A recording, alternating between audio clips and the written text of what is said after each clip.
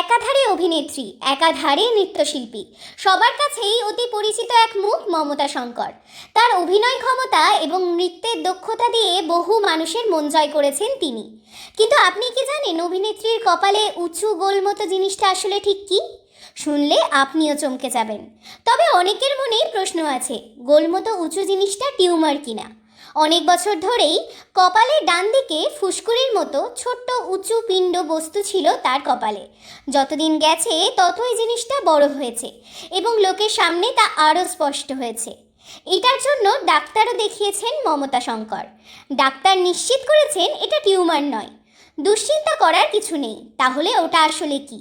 অভিনেত্রী জানিয়েছেন কপালের ওটা গজিয়ে ওঠা বাড়তি হাড়, কোনো মাংসপিণ্ডও নয়।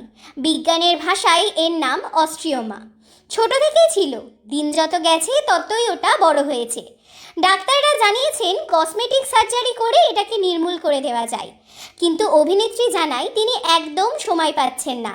সময় পেলে নিশ্চয়ই কসমেটিক সার্জারি করিয়ে ওটাকে ঠিক করিয়ে নেবেন।